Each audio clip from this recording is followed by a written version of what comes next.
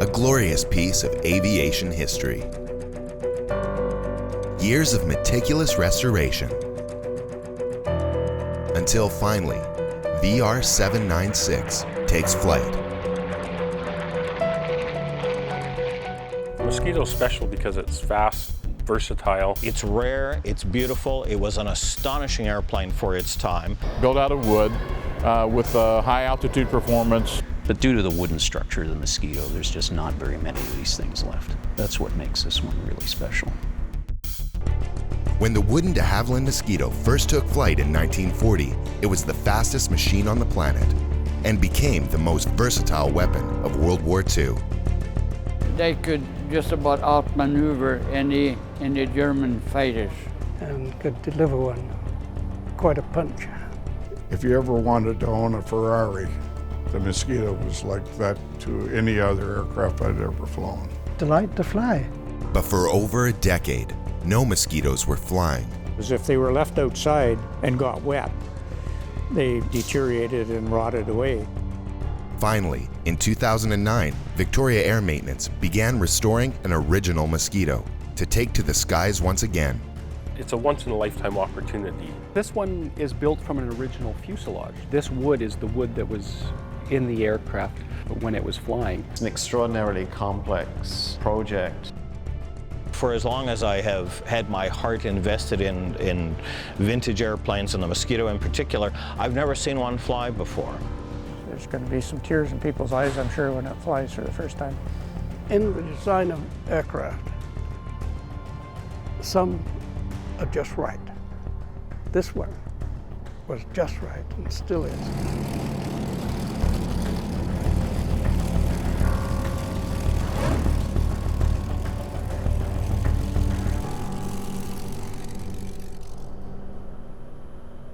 Everybody knows the Mosquito. They were built in Canada, so it has a lot of local history. It's just such a rare and famous airplane. It's a once-in-a-lifetime opportunity for anybody who gets to work on it. This Mosquito, serial number VR-796 and Canadian registration CF-HML, was built in England as a bomber just after World War II ended. Owner Robert Jens has brought his plane to world-famous Victoria Air Maintenance to be restored to flying condition.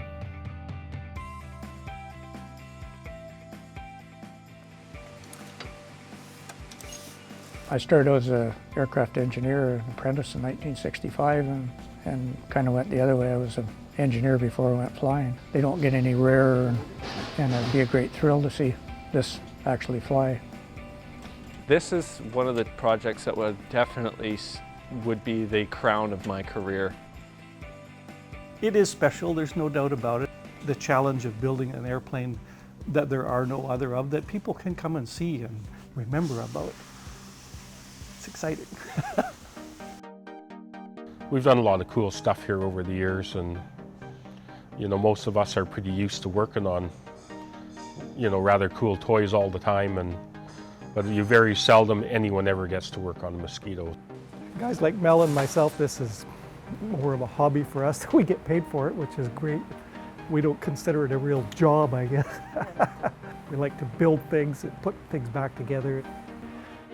Today, despite over 7,000 Mosquitoes being built, there are only 30 Mossies left in the world. Of the 4 in Canada, this will be the only flying example. In Calgary, a Mosquito is currently being restored by volunteers to ground running condition. Behind us is a de Havilland Mosquito of pretty much the same model as the one in Victoria. It's a B-35, later converted to a PR-35, and we've now been hands-on in the restoration process on the airplane for just over a year now. Realistically, it's going to be 8 to 10 years from this point forward. I would have been 14 years old perhaps, maybe even 13, when I saw the airplane for the first time. One Saturday I took my bike up to Calgary, and sticking out of one of the old wartime buildings was this long, gorgeous wood cylinder that I immediately recognized as a Mosquito, and it absolutely stunned me. I had no idea. Well, here we are 40 years later, and I'm again involved with the very same airplane, this time rather than just an admiring kid, but as the person in charge of the restoration. I'm from England originally, so any airplane that was built over there from that era, and my father was in the Air Force, it does make you tingle because there's so much history attached with it, and it's just part of the fabric of coming from that country. As a young kid, I've read many stories about the exploits of pilots like Tom Birch during the Second World War, and I was just fascinated by them. And it is an aircraft that absolutely looks right. It is right.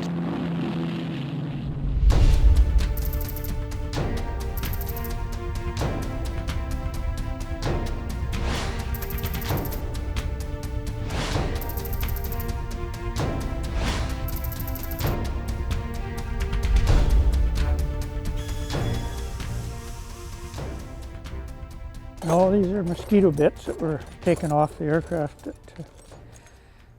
one time or other.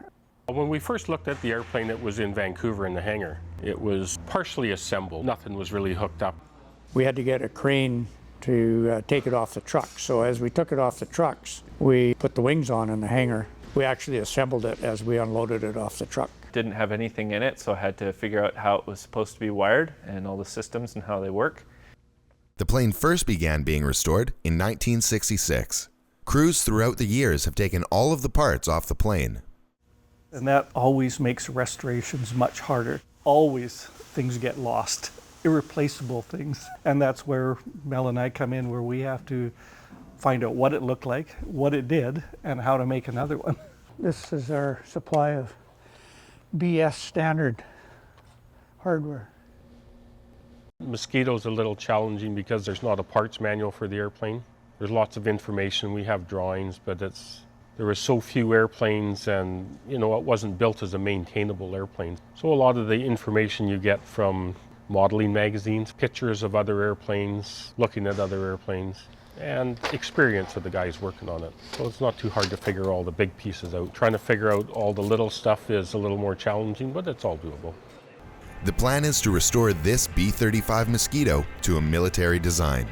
This whole company is all about making airplanes fly. We don't do static displays or anything else. We make stuff fly, which is what airplanes are supposed to do.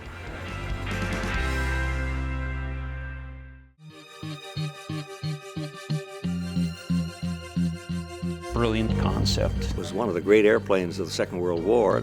It's an iconic airplane. It was so versatile, it was so innovative. It was powered by an engine that just gives you goosebumps when you listen to it.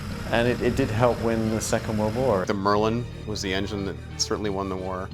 The Mosquito is the unsung hero.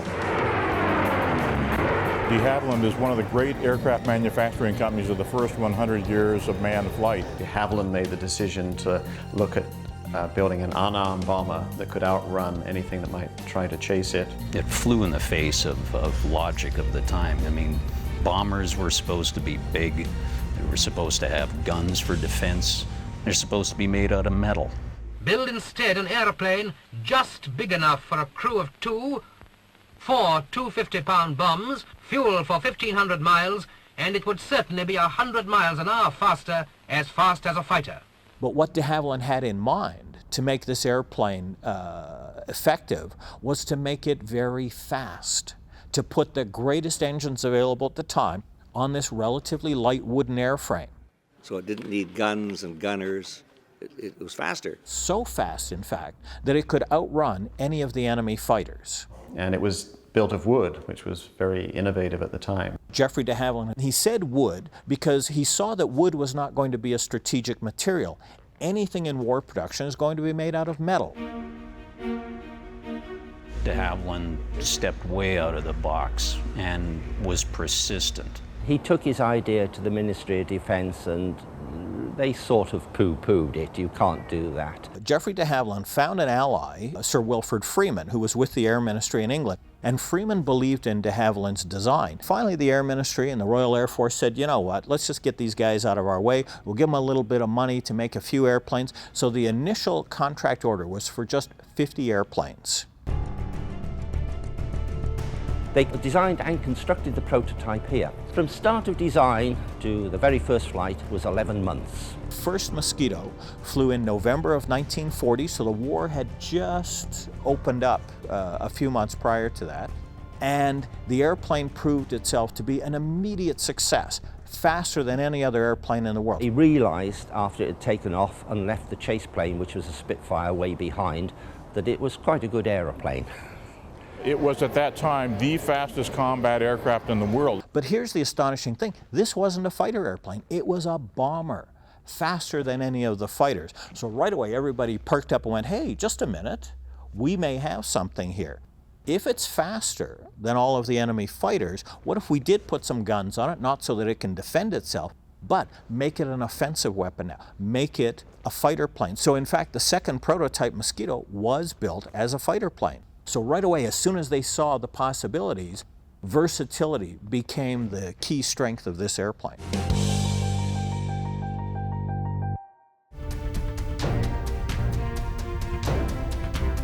The engineers have just returned from a fact-finding mission in Wisconsin. Martin and I went down to Oshkosh and had permission from Kermit Weeks to crawl all over his airplane, and he had a Mark 35 Mosquito that was original and hadn't been touched at all, and it sits in the museum down there. And we went down and spent a whole day taking pictures. Without any manuals at all, this is our only reference to things that we don't know where it goes. Realize how much stuff we don't have and stuff that we do have, we know where it goes now.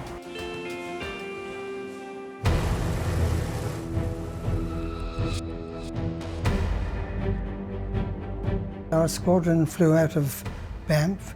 Our squadron was part of the Banff Strike Wing, which had 4 squadrons of Mosquitoes. Our Mosquitoes we had the 4 night fighter squadrons.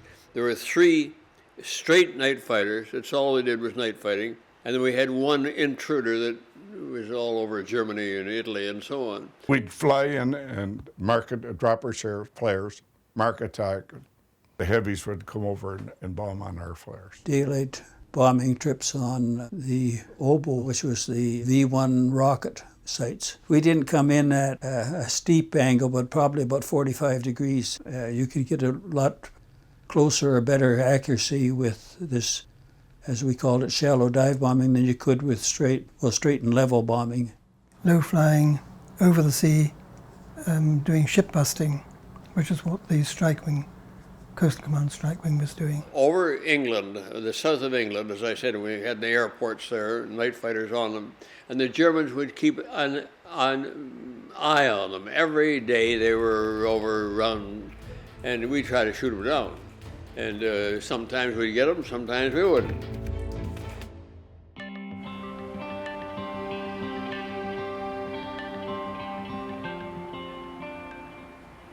We're installing call it a firewall. This is all stainless steel to protect the wheel well from any fire that might happen in the engine compartment.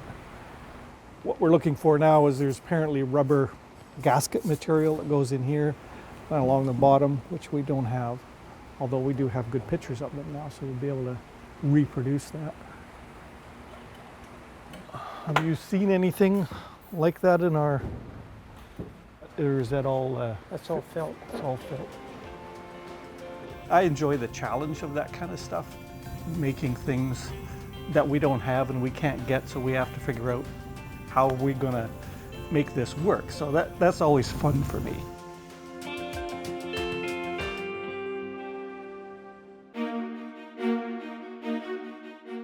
A lot of the construction materials for these airplanes came from right here in British Columbia. The Queen Charlotte Islands, the Sitka spruce for the spars, and a lot of the woodworking materials.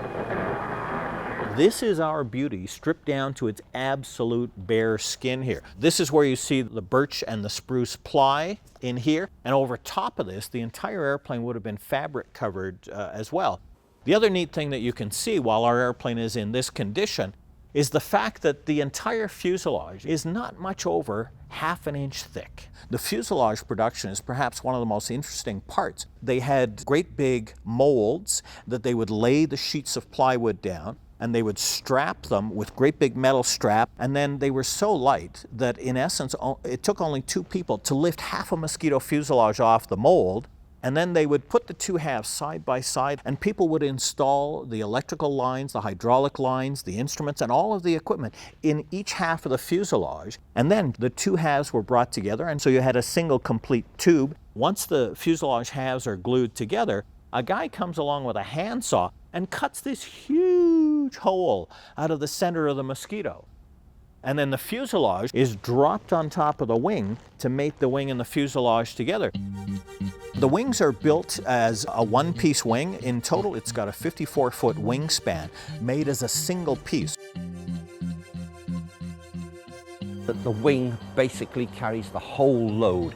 It carries the engines, it carries the fuselage, it carries the undercarriage, it carries the bomb load.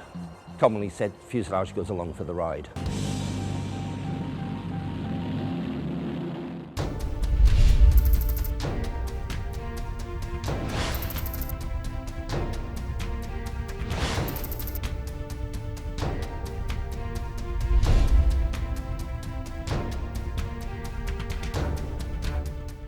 Not a lot of people know what we do here. It's slowly getting through the grapevine that this project is here, so we're having a lot of enthused people that have had contact with the airplane through the years. Either they built them in Downsview or they flew them during the war. I've been working on it steady now for 8-9 months, I guess it is.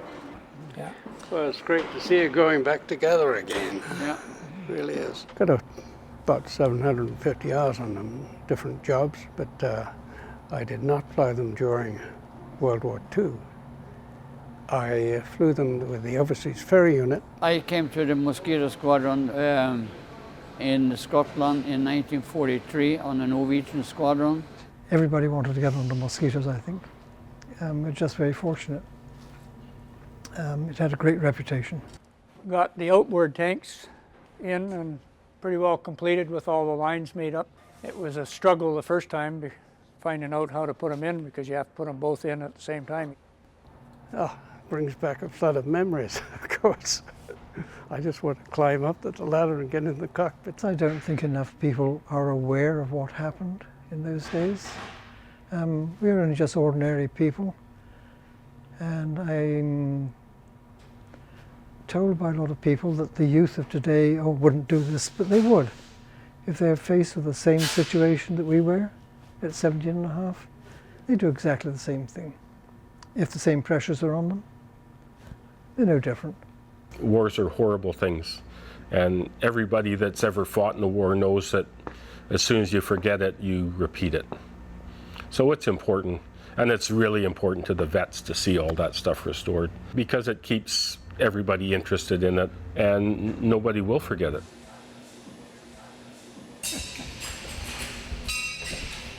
There is a set of drop tanks. They're made of plywood. They're not usable. The coating on the inside is eroded to the point where I doubt very much whether they would hold fuel. Mr. Jens wanted us to fit them with all the hardware so that he could use them as a static display. The 50-gallon drop tanks, you could stay up for probably about 6 hours, 6.5. With 100 gallons, you'd get about another half an hour to 3/4 an hour on top of that. Just push a button and they drop off. Dead easy. But you made sure they're as empty as possible first. And originally they were electronically operated so that they could drop them if necessary, and that had to be all disconnected because you're not allowed to do that anymore, of course. So we made it so that it was manual installation and removal. Aesthetically, it's one of the most beautiful airplanes ever designed. It's right along there with the Spitfire and the Hunter and a few others that you just look at it and it's just got the lines and it just looks right. It's one of those classic airplanes. One of the most beautiful, elegant airplanes ever designed. It sounds like nothing else you've ever heard. The British used, and the Commonwealth forces used Mosquitoes in every active war theater. It was perhaps the first original multi-role combat aircraft. It worked as a night fighter, a fighter bomber, photo reconnaissance because of the altitude. It could do all this sort of things that all kinds of different aircraft would have to do to achieve the same goal, and it did it all.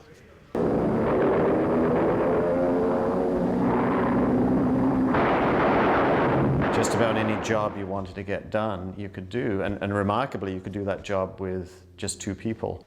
There were so many planes that had crews of 8 or 10 that were getting shot down in huge numbers and many people dying. And the Mosquito, it's arguable, could have done a lot of that work if there had been enough of them with putting so few people at risk. The Mosquito had the lowest loss rate of any Allied bomber during World War II. As spectacular as its performance was, it turned out to be one of the safest airplanes. This airplane was originally brought into Canada by Spartan, and it was used as a high-level survey aircraft. I flew an HML. I was a navigator actually on the Mosquito. Canada wanted to map the country so that it could be opened up for development and resource extraction. Anything you do, you need a map. Spartan had got into the high-level aerial survey business in 1950 using the P-38.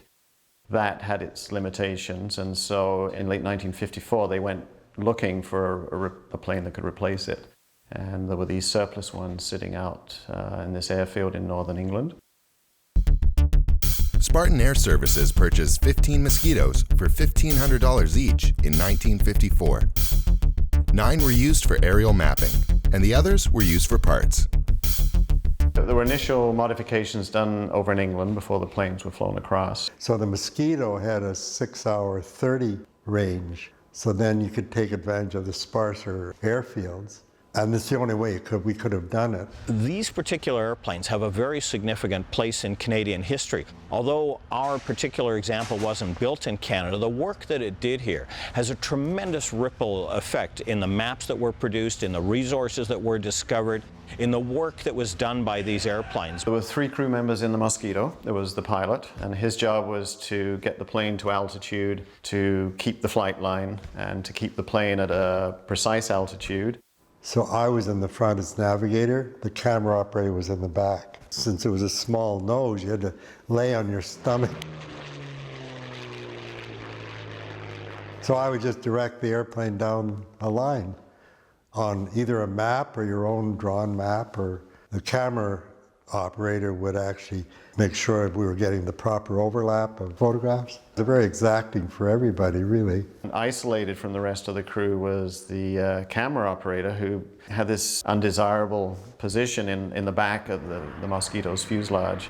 It was a high-level aircraft, so the photography is done either at 30,000 feet above sea level, and that would give you about a mile to the inch photography. It was tough on your body because unpressurized at 35,000 feet is not a lot of fun. It was hard work. The Mosquito was incredibly noisy. Everybody was pressure breathing oxygen. There was also the tendency for people to suffer from the bends too, similar in the way that divers do when they're diving. For Spartan, we started in southern Ontario. Started in the spring, usually around 3rd week in May.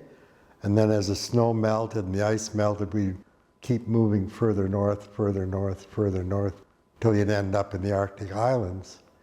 And then when around September, you'd start moving back again, staying ahead of the snow. And then in the winters, we used to go down to either Colombia, Dominican Republic, and do photography down there. So it was like, I always just think we're migrating birds. We go up and down, up and down. Wasn't a great married life, but that's the way it was. You see pictures of these guys doing a full engine change in the Arctic in the middle of summer with nothing but the most basic tools. It was an incredible job that these people did. We were living in tent camps for 3 months in the Arctic. We never thought anything of that. That was just like what you did. But the importance of the whole thing is that we created the map base for Canada. The whole map base. What Canada ended up with was complete coverage of the country from the 49th parallel up to and beyond the Arctic Circle of this very large country of ours.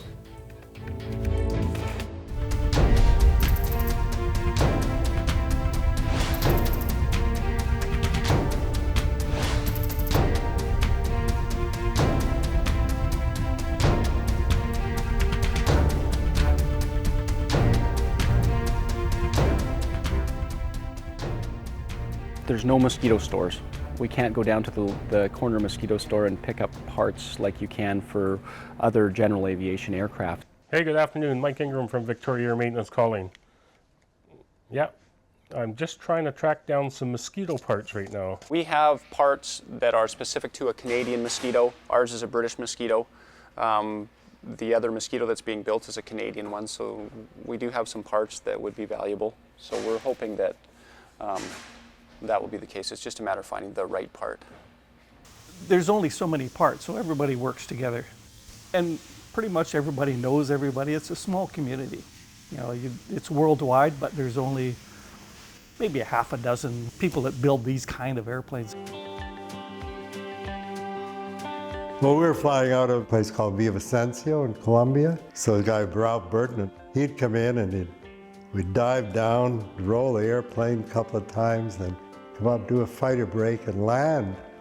So the commander of the airport came and talked to him and said, "You don't do that because you're a bad influence on our flying students." So we had to stop that.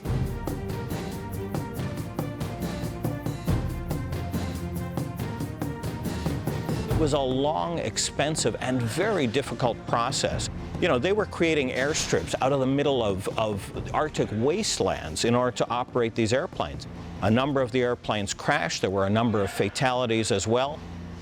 I was with that company for 9 years, and I think there were 28 people killed. When you see one crew getting killed and you're flying on the same type of machine, you don't think about those things, though. You never think about them.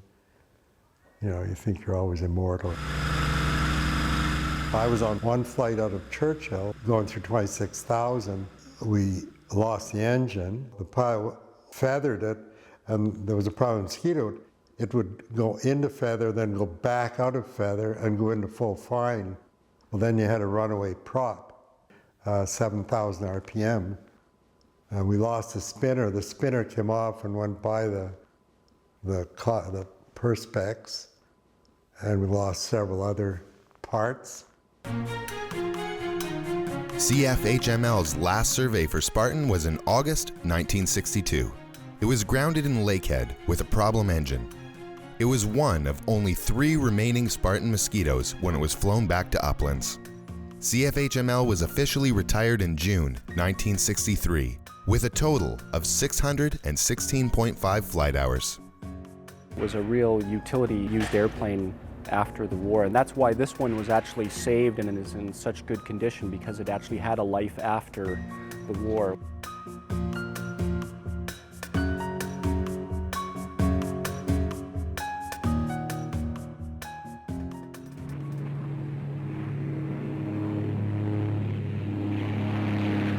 We always referred to it as a Mossie, never a Mosquito, always a Mossie. It was the dream aircraft that most pilots would love to have flown. It's a sweet airplane to fly, and it did everything you expected an airplane would do. It didn't have no surprises. The opportunity of a lifetime. If you were a pilot and you had flown other aircraft, you'd get in the Mosquito and say, "Hey, I've never seen anything like this in my life." Flying to me was exciting. At that age, I was sort of immortal. Nothing was going to happen to me. It was always the next guy. Every day was, well, what do I do today? I get out and fly. The fellow's on a Mossie, he's lucky because he got an airplane that got lots of speed, and speed wasn't a problem. Mossie had the speed. You found the airplane, you could run him down. Because always you could cut corners, you see. You know, as soon as he'd turn, you cut the corner. D-Day, my logbook reads, covering airborne landings. You never flew over any ships if you could help it, because most of those gunners shot at everything that was in, if it was in the air, shoot at it. The whole English Channel seemed to be full of boats of various sizes or ships. When we came out, they were bombarding it, but they hadn't actually started the landings. Maybe once every 10 trips you'd get you get one full of turn on you. But as a rule, they would always scatter and run. But occasionally you'd get one of their fighters, and he wouldn't turn and run. He would challenge. He'd be head on every time. He'd turn right in on you. And they were a bit of a handful. My logbook says I think I did about 8 marking trips. We flew low below the telephone posts when we were going over the water. We had to fly a beam at a very specific level and a very specific speed, level, and altitude, because we'd pick up a signal and have to change course. Now, to be honest with you, my navigator was the king of this. I was just really the taxi driver. The strike wing was aimed at flying over to Norway. A lot of the shipping was going up. Strike wing was tasked to do something about that, either sink the ships, damage them, or whatever.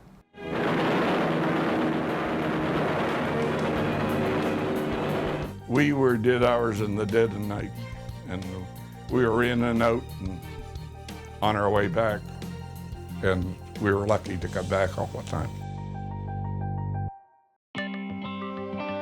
I've often heard it referred to as the world's longest continuous aircraft restoration, because essentially the airplane's been under restoration since 1966. Unfortunately, a wooden airplane, once it's left outdoors, deteriorates very quickly. And what happened in this case was that when Spartan had finished with it, it sat outside for 3 years. In 1966, Don Campbell purchased HML from Spartan for $2,500 and brought it to Campus Casing. When I saw it and it came in from Ottawa, it was in rough shape. Fabric was peeling off of it, paint was peeling off of it. Don Campbell picked the airplane up, thank goodness, and kept it in storage ever since. This is the reason why it's in such magnificent condition as it is. Dad's philosophy was air cadets should be working on airplanes. The idea was to restore it completely. Campus Casing is not a nice place to do things, because the decent season is very short. Don Campbell, the original owner, had realized he wasn't going to get it finished for various reasons. So he found a partner on the West Coast who had the resources, and they shipped it out there and put a team together and started a second round of restoration work. Mike Meeker could commit more time and resources to the next level of the restoration. He was an airplane that huge. It was sort of all-consuming. But this took on a huge importance because of the age of it. I first became connected with the Mosquito back in the early 80s when I was working at Abbotsford Airport. Somebody said there's a Mosquito in a barn up the road. It was a spot you wouldn't have expected. Really, it looked like a glorified horse shed, but inside was this just magnificent airplane. The partnership arrangement came just after Meeker had purchased another B Mark 35 from Mexico, XB-TOX, with the hopes of building a new airframe and utilizing the metal parts and engines. He hired mechanics to help him take it apart. I think they cut the wings off with a power saw because it's all plywood and it was rotten. The plane was 14 feet high on the truck, and your legally was supposed to be 13 and a half. I made this exit off this freeway at 60 miles an hour, and the sign said overpass 12 and a half feet. So I went under it. It sheared off 1.5 feet off the rudder, which was rotten, which it came off nice and easy, and they didn't need that part anyway, so.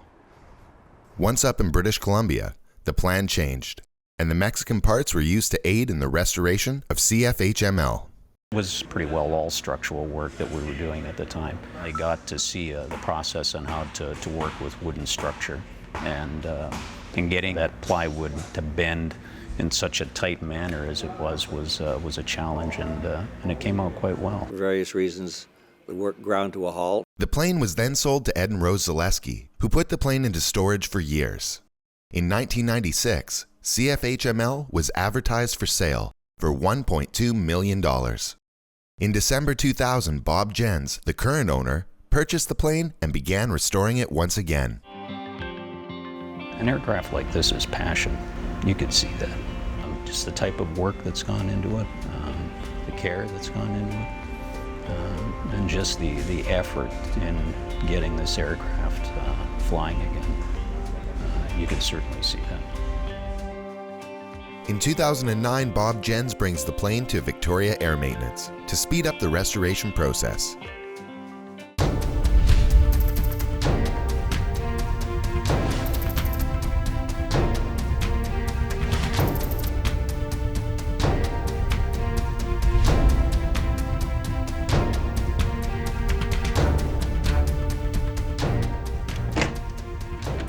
So this is an original radio and the old technology that used to be in the Mosquito.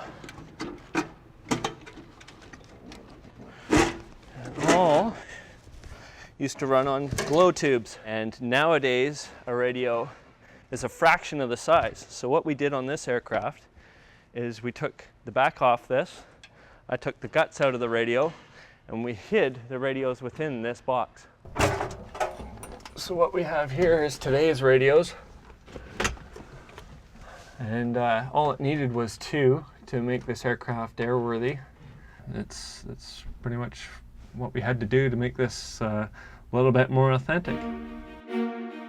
The plane now has the Canadian registration CF-HMJ.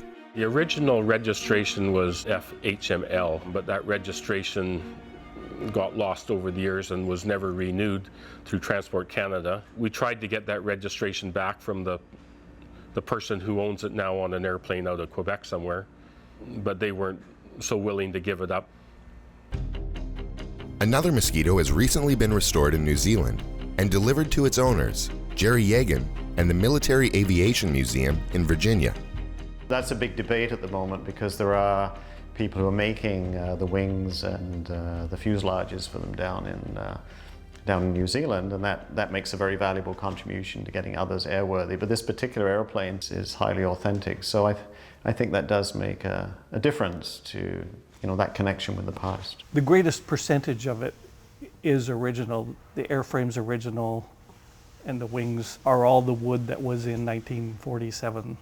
This is a unique airplane because of the way that its life was, and it was stored inside and made it viable.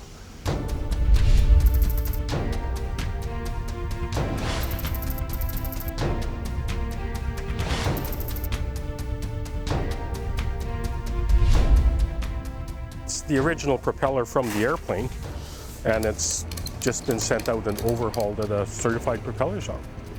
Just got to make sure that big trick now is get the propeller all straight so it'll just slide on the shaft. Hold it.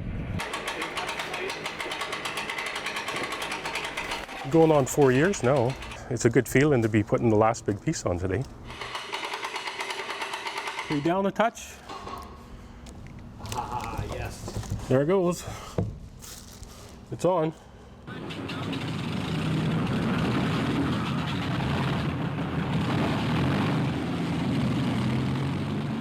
There are old pilots and bold pilots, but there are no old bold pilots.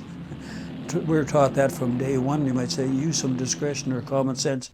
Don't try to fly under every bridge that you see, or try to mow the grass on somebody's front lawn or whatever it might be with your props. Be realistic. The aircraft has restrictions. You have restrictions, and sometimes things get in the way when you're low level. As far as speed is concerned, I had one going in the stall turn where you pull it up and you kick the rudder and go over and come down. I had it doing roughly 140 knots. I know they're rated for around 400, and I've never put one through the gate. We were the highest flying British airplane they had at that time, at 40,000. But 40,000, she was, you get up, the air gets thin, and you drop a wing, and it takes a while to pick it up, and so on. She's a sloppy airplane in the air. We had a radio altimeter, and you could set it at various heights. and it had 3 lights on it. We would usually set it at 35 feet as being the lowest, and below that a red light would come up. And between 35 and 50 feet you'd get a green light, and above 50 feet you'd get a yellow. So the idea was to try and stay in the green light. And when we were within, I'd say, sight of the target, they opened up with machine guns and tracer and everything, and you thought everyone that came twisting up there was going to get you for sure. But we did our dive in on this marshalling yard.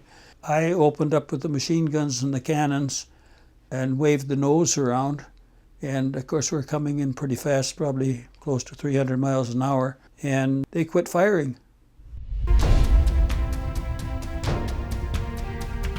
The engines that were overhauled were the ones that were sitting in the airplane when it was mothballed by Spartan. It's been since 1963 since this airplane ran. It's waken up after a long, long sleep.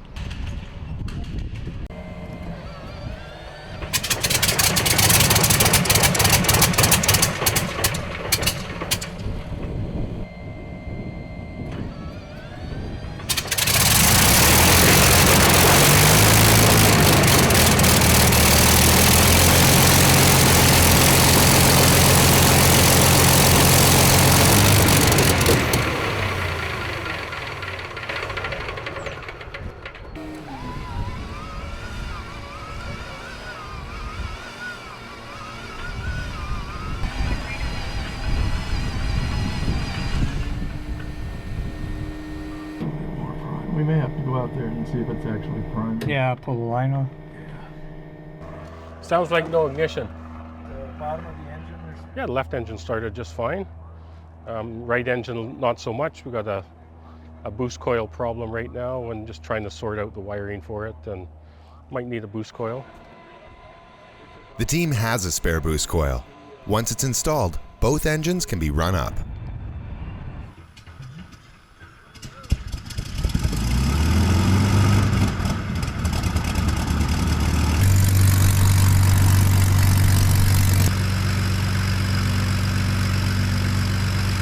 You could argue that getting those engines running as well as they do is almost as an impressive achievement as getting the airframe put back together, because they're extraordinarily complex.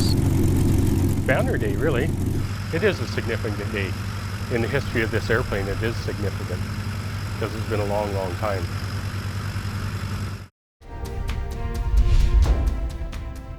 The time has come for the Mosquito to shine. After 5 years of restoration at Victoria Air Maintenance, the plane is ready to test and hopefully fly. The test pilot wants to see the gear, and then we'll do what we call an emergency gear extension. There's an emergency if you lose the hydraulics of how to pump the gear down by hand. So we want to make sure that all that works. So there's nothing left to chance. I don't think there's anybody in the world that's flown more warplanes than what Steve Hinton has. There's nobody can touch him as far as his experience level. Controls are balanced, obviously. Because he's a mechanic, he understands a lot more. And I don't use the term just pilots in a bad way, but they don't always understand exactly what's going on out there when you move this handle. He does. I don't have any experience in a Mosquito. I've read the books and I've flown planes similar to it, and you know, they've asked me to help on this based on the fact that I rebuild airplanes for a living and fly them as well. So we're just checking things 2 or 3 times is all. Anytime you rebuild an airplane, you're going to have, it's good to have a lot of different eyes look at it. And like I say, 99.99% of it's perfect. So.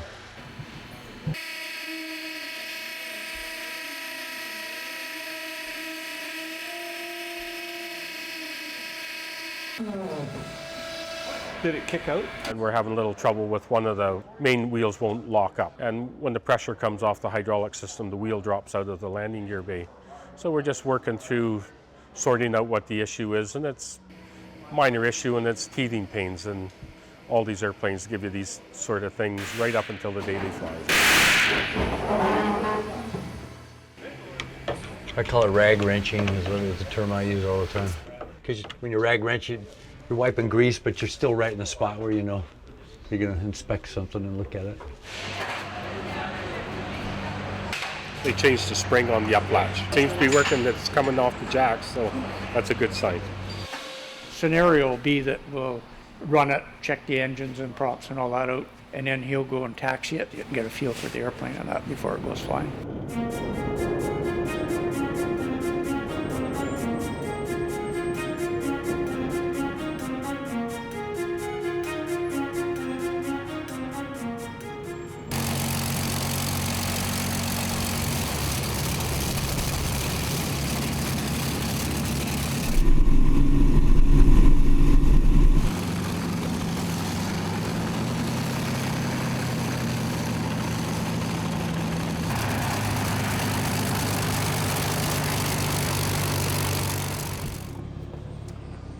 Congratulations. Pretty neat, eh? It's almost an airplane. It's getting there. Yeah, it's cool. Almost an airplane. It's almost an airplane, yeah. It's a plane, not an airplane yet. Anytime you do a restoration on a plane and then you start bringing it back to life, you're going to expect to find little things, and that's all we've got is a bunch of little things. We've got twice as many little things because it's 2 engines.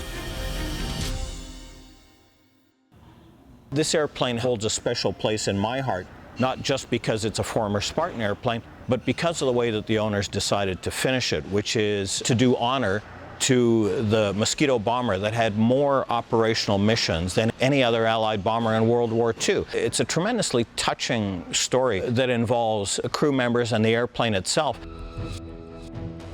The tragic story begins in early May 1945, when F for Freddie of 105 Squadron was chosen to tour Canada to promote war bonds. The pilot, Morris Briggs, and navigator, John Baker, both had distinguished wartime flying careers. They are seen here, leaving Royal Air Force Benson for their Canadian tour. I saw a very brief story, just a couple of paragraphs in an aviation magazine when I was quite young, and it mentioned the connection to my hometown of Calgary. So I started to look for additional information about this airplane and found there was almost nothing available. So I went back to newspaper stories and then started tracking down some of the people who were involved. Richard was only 17 when he first began researching the F for Freddie story. In the past 30 years, seeing this history get proper recognition has been his personal mission. It actually ended the war with 213 combat operations, which was an absolute record for an Allied bomber during World War II. They arrived in Calgary, Alberta, the day after Victory in Europe Day. And that was the official end of the war in Europe. So tremendous celebrations all across the country. The airplane put on a phenomenal flying display. For the pilot, he had earned his wings in Calgary in 1943. It was a bit of a homecoming event. Imagine putting all these factors together. He arrived in Calgary the day after VE Day, at the station where he had earned his wings 2 years prior, with the bomber aircraft that had completed more operational combat missions than any other Allied bomber in World War II. All of these factors coming together. After a delay because of an engine repair, F for Freddie was to fly to Penhold, Lethbridge, and Medicine Hat before returning to Calgary.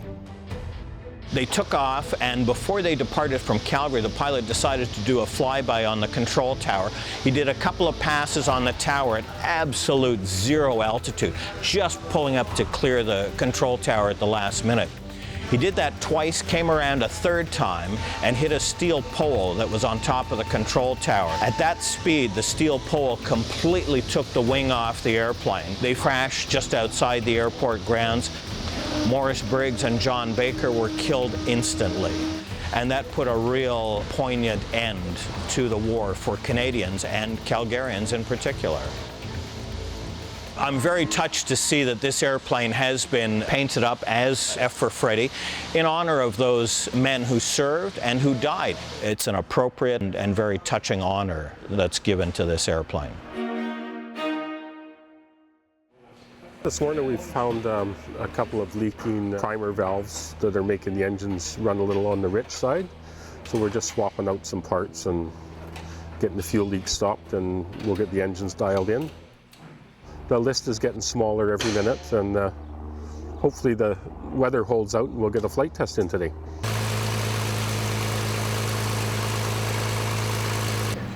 Starters. What's been Cooked the starter motor The starter button wouldn't disengage, and the starter got burnt up. These airplanes, they make their own mind up when they're ready to go, and when it's ready, it'll tell us, and we'll go fly it then. A starter will need to be shipped in, so the flight tests are delayed for 5 weeks.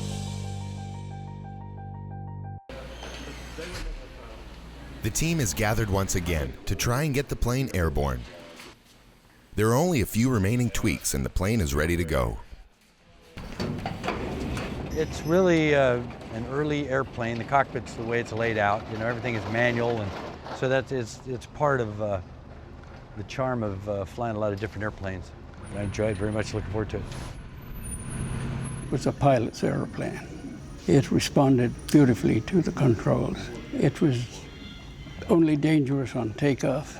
It had a tendency, because of the rotation of the props, had a tendency to swing to port a little bit. You could control it quite easily, mainly by the throttle. There was nothing sluggish about it. It was just like our Ferrari. You had to be on the stick all the time. Tricky on takeoff because both propellers rotated the same direction, and it would swing on takeoff. Taking off in something like that where you've got a huge amount of power on a light airplane with massive 12-foot metal props giving you a gyroscopic effect. There's a lot going on. There's so many unknowns. You can run the engines up outside and everything sounds good, the numbers are good, all the gauges read proper. You can work the flight controls and everything feels good, but as soon as you know, it's not until you get some air beneath the wheels and get the airplane off the ground that you really know what's going to happen when you put everything together. So it's a big risk you take when you take that first flight.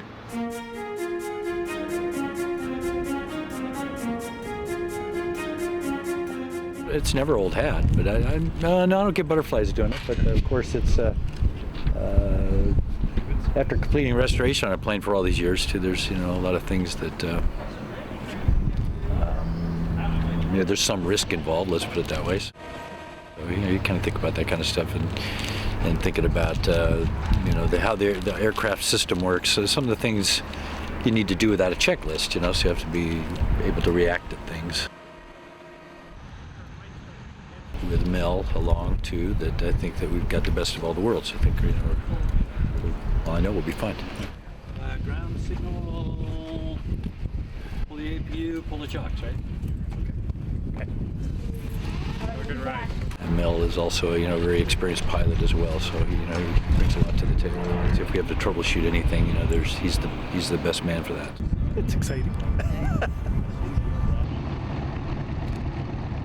First flight, we're just going to orbit the field just around, and all we care about is see if the wings work and the engines run and get the feel for it.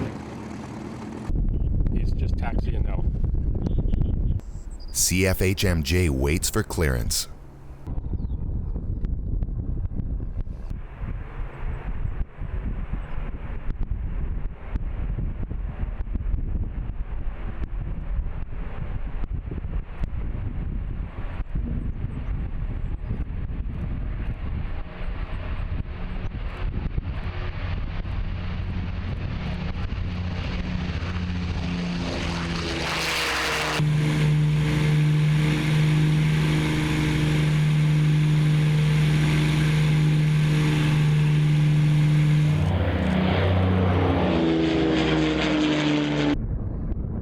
The port main landing gear doesn't retract.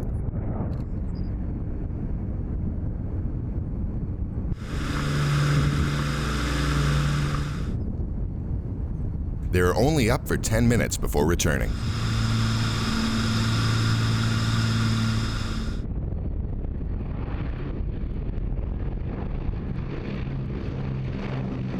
When we open the throttles and let the brakes go for the first time, you think, well, this airplane hasn't flown in a long time.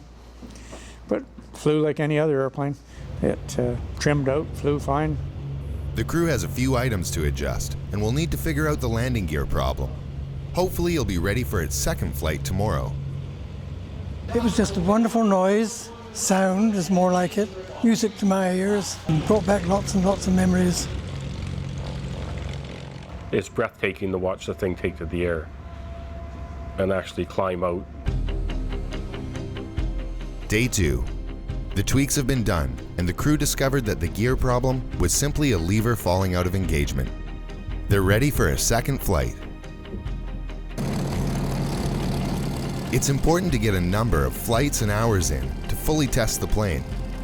Right now the weather conditions are perfect, so the push is on to get up.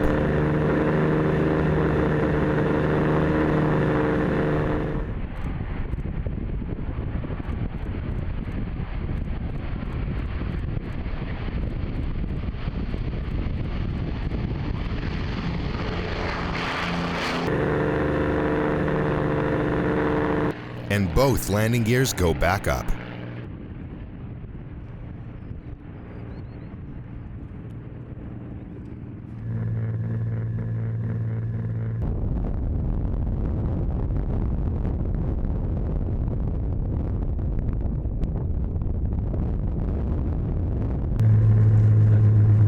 It's relatively easy to fly. It's not a maneuverable airplane, so to speak. It flies very nice. It's a very stable airplane, but it's a big airplane. Feels like a big airplane. It's just a big honor to be able to fly something like this, yeah. Over the next 48 hours, 3 more flights are taken. All the systems are running smoothly, and the job now is to simply test the plane.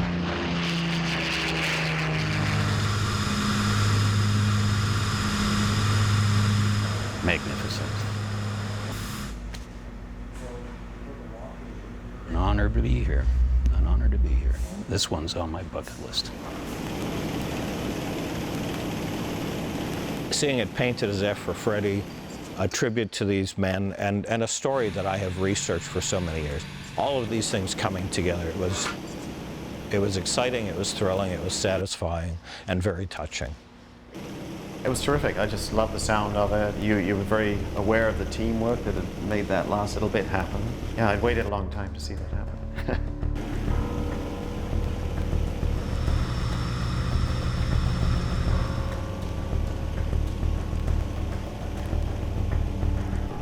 To be the second one flying in the world, how can you describe that? You know, there's a few in museums and that, but to actually see one fly and make noise under its own power is really something special.